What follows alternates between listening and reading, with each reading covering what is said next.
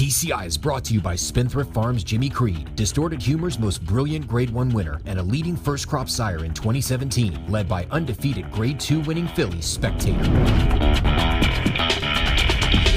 Welcome back to TCI, your inside track to the Breeders' Cup. Alongside Joel Cunningham, I'm John Siegel. Well, Joel, we haven't shot a show since the Triple Crown, and we're going to catch up with the 3-year-old colts next week. We'll talk about the Travers Stakes. But today we're going to talk about 3-year-old fillies because we had the Alabama at Saratoga. And of course, we're going to talk about the Pacific Classic and talk about that older male division. But let's start off with the Alabama and Saratoga. Saratoga is one of those meets, man. It always just has such good pedigree, really high-class horses. We see a few of those. It's not a big field in the Alabama, but we do see some class in here. Tell me, what do you think about this crop of 3-year-old fillies? I think it's pretty solid. I think there are a lot of latecomers, in the division. I mean, what's interesting is, early in the year where everybody's talking about this is all Unique Bella. Well, then she goes to the sidelines. Abel Tasman sort of steps her game up, but then Paradise Woods comes right out in the Santa Anita Oaks and looks like a good thing. She has a run since running poorly after being contested a hot pace in the Kentucky Oaks. Obviously, Abel Tasman won it, a big filly by Quality Road, and has gone on a win streak since then. John winning the Acorn around one turn, which was very impressive when Bob Baffert was red hot on Belmont Stakes Day, and then came back and obviously won the CCA Oaks, shipping back to New York. Now, they didn't want to ship her in for the Alabama this weekend, going 1.25 miles, which I think would have been probably right up her alley. She's training well, been following her on XBTV. It looks like they'll probably point her for something like the Cotillion for a big purse there.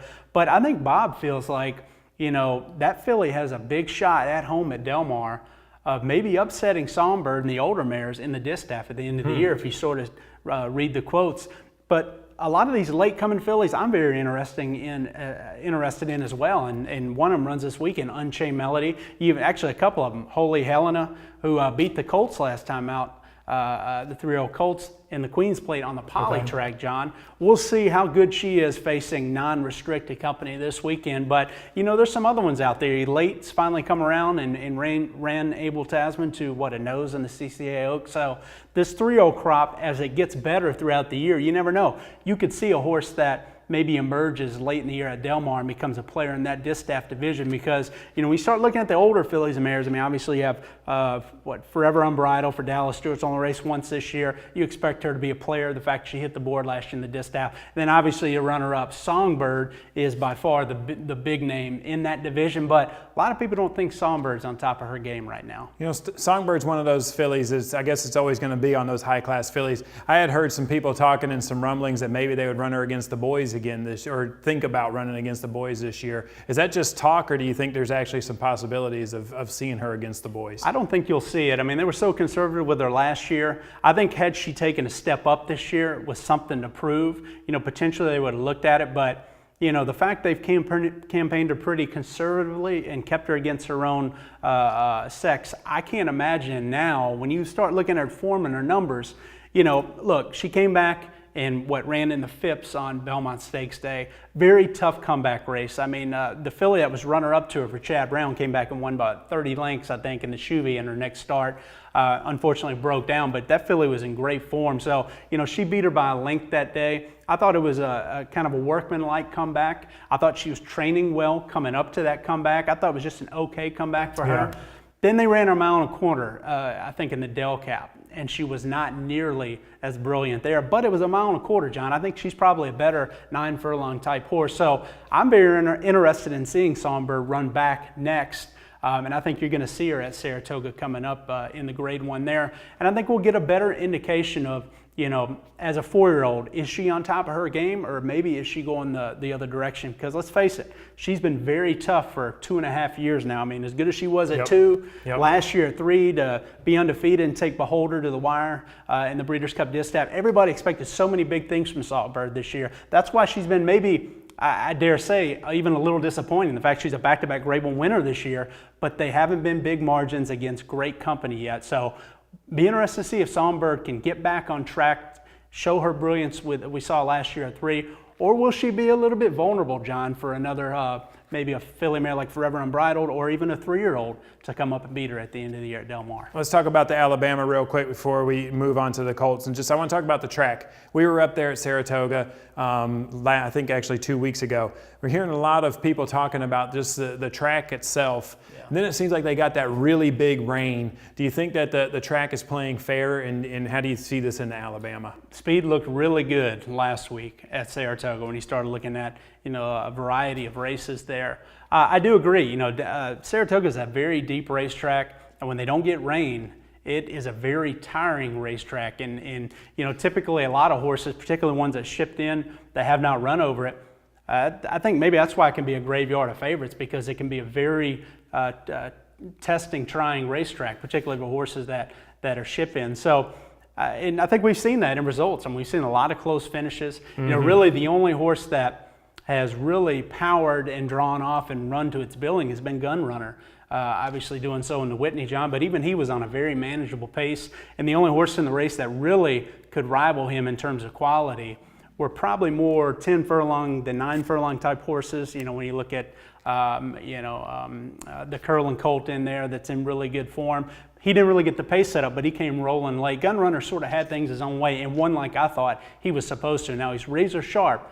I'm very interested to see how Gunrunner runs back in the Woodward when he's probably going to get more attention paid to him in that race. You have horses like Cupid shipping over. I think that's a very interesting race. But yeah, Saratoga main tracks usually typically extremely deep and tiring, can be very typey. Some horses, again, just don't handle that surface. I do think it was faster last week. I'll be interested to see how it plays the rest of the meet. All right, well, let's move on now to the classic horses. And before we talk about the Pacific Classic, I want to jump in here and give the viewers a TCI top 5, the first one of the year. And let's do it for classic older males. Tell me what you got. Yeah, let's do it. We'll talk about the 3-year-olds next week, John. But let's talk about the older males right now and who's catching their eyes. Again, we're projecting here. 1.25 miles, Del Mar, end of the year. Who's going to be going the right way in November, going 1.25 miles at Del Mar. And amongst the older males on dirt, these are the 5 we like. Neolithic came back, I thought, had a very good allowance win, lost some ground around the turn. It was a 7/8 race over a field, on quality. He laid over that field, but he had a wide trip and he had to close, and he was able to get up, got a 92 buyer in there. I expect a big move forward once he gets back around 2 turns. Little question with Neolithic on, is maybe 9 furlongs a little better for him than 10 furlongs, but he was on the board in the Dubai World Cup. I think he's a colt on the East Coast, again, with that rest that could progress up to top form by fall time.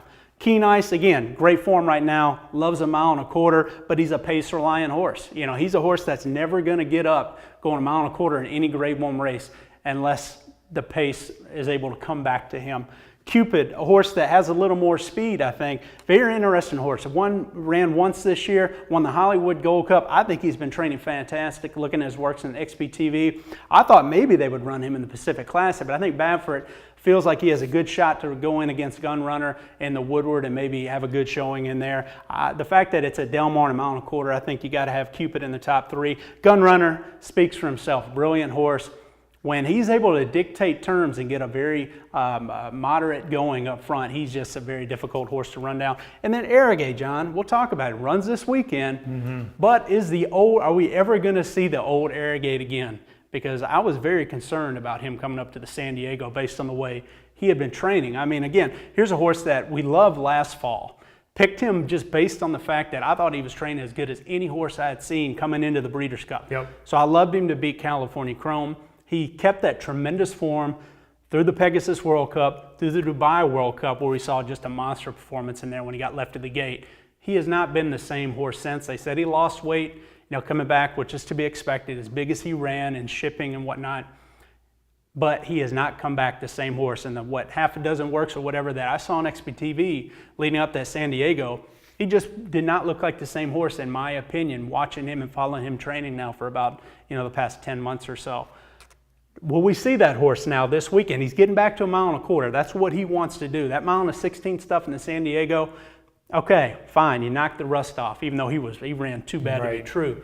1.25 miles is what he wants to do.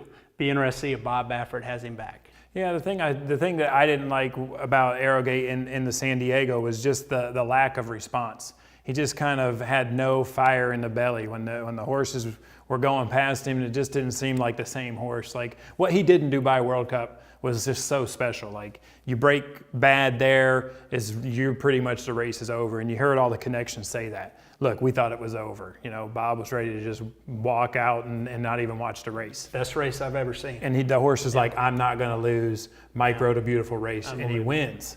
That's what worries me a little bit about it, was just the lack of fire that I saw in his belly. So I'm hoping, man, that whatever it was, maybe he wasn't feeling good that day. Who knows with these horses, because they can't tell you, hey, I'm really not feeling it today.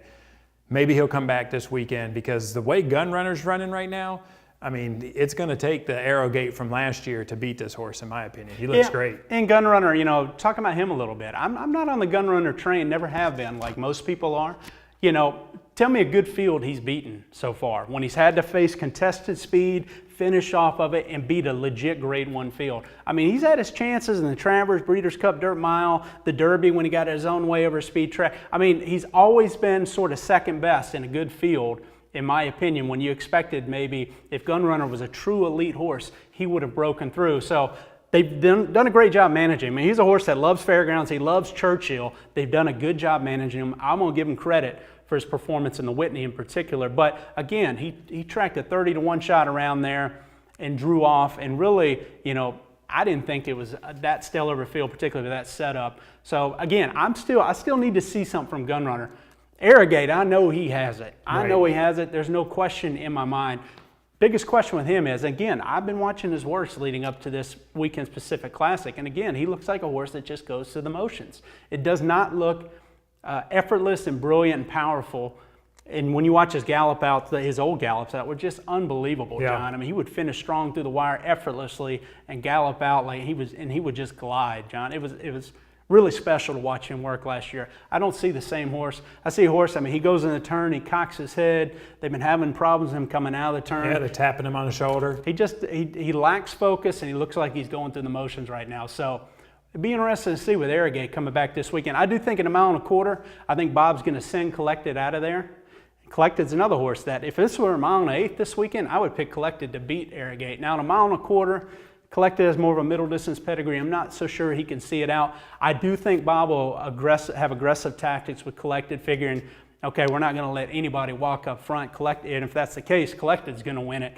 It also strings the field out with Arrogate on that outside post to be able to tuck in, maybe have more ability to save ground and weave through without having to wait on horses, because he is a big horse. So that's kind of how I expect the tactics.